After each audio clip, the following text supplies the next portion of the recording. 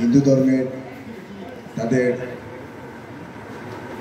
মন্দির এবং সুধী সমাজের সাথে কথা বলে আসছি। সেই জায়গাটা একটা ভুল তারা করেছে, সেটা হচ্ছে আমাকে প্রধান অতিথি বলছে। আমি কিন্তু প্রচণ্ড মাইন্ড করছি।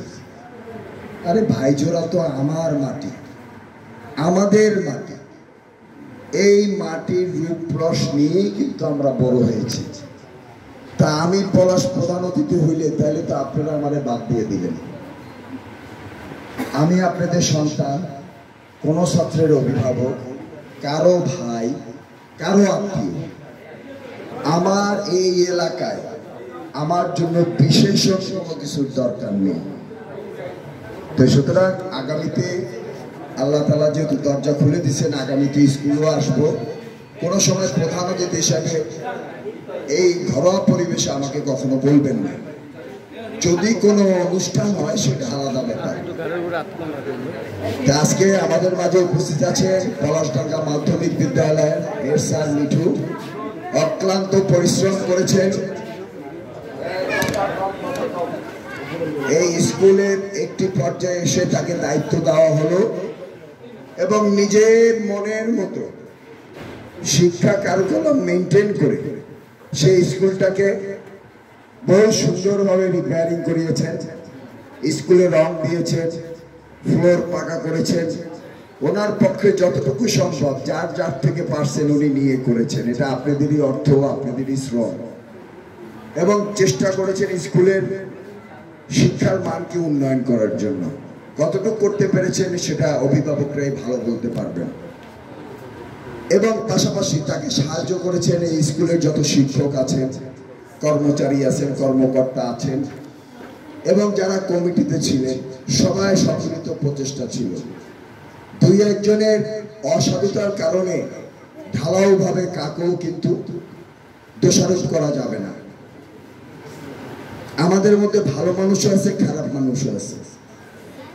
খারাপ মানুষ আছে বিধায় আমার ট্যাক্সের টাকায় শিক্ষাগত বরাদ্দ থেকে বাজেটের টাকা কেটে নিয়ে, ঋণের অংশ টাকা কেটে নিয়ে পুলিশের হাতে যারা মরণাস্ত্র তুলে দিয়েছে খুনি হাসিনা, বুকের তাজা রক্ত বিলিয়ে দিয়েছে 2024 সালে।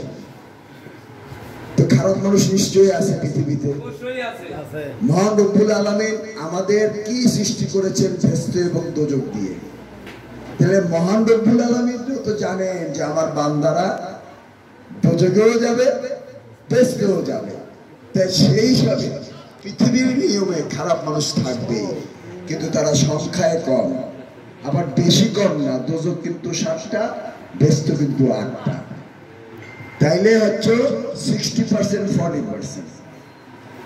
সুতরাং এই সময়টায় আজকে ফ্যাসিস্ট হাসিনা সরকার খুনি হাসিনাকে ছাত্ররা যে বিদায় করেছে, একজন মানুষের দিকে তাকিয়ে আপনি দেখেন ওই লোকটার মনটা কত খুশি, চোখে তার ধারণাই করা যায় না। তো এইটা আমাদেরকে টিকিয়ে রাখার জন্য আমাদের সমষ্টিগতভাবে আমরা পাড়ায়, মহল্লায়, সব জায়গায় বাংলাদেশ জাতীয়তাবাদী দল, আমার নেত্রী দেশনেত্রী বেগম খালেদা জিয়া, আগামীর বাংলাদেশের স্বপ্নদ্রষ্টা তারেক রহমানের নির্দেশে আমরা সারা বাংলাদেশে ছড়িয়ে ছিটিয়ে আপনাদের সাথে মত বিনিময় সভা করছি। আজকে এসেছি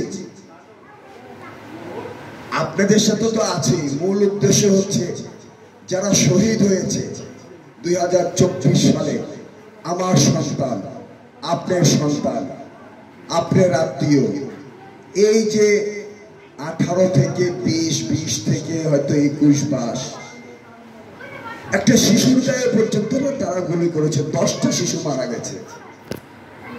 ওরা কতটা নিচে নামলে এই বাংলার মানুষকে দাবাইয়া রাখার জন্য পুলিশকে ইউজ করে তারা 2041 সাল পর্যন্ত যেতে চেয়েছিল। আল্লাহ বলেছে আমি ছাড় দেই কিন্তু ছেড়ে দেই না। তা আমরা যেটা পারিনি, বাংলাদেশ জাতীয়তাবাদী দলের 660 জন কিন্তু গুম। আপনারা দেখেছেন, আয়নাগর দেখেছেন, আজমিরি ব্রিগেডিয়ার জেনারেল সে বেরোয়েছে, ব্যারিস্টার বেরোয়েছে, আরো কত কত মানুষ যে বের হবে।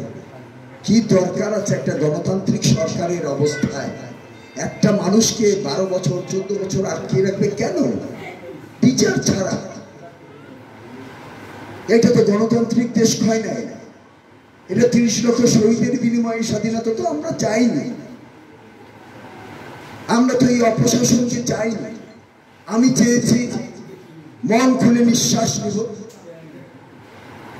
আমি চেয়েছি অবাধ স্বাধীনতা নিয়ে মুখের ভাষায় কথা বলবো, আমি চেয়েছি দুবেলা ভাত খাবো, আমি চেয়েছি আমার সন্তানকে যদি লেখাপড়া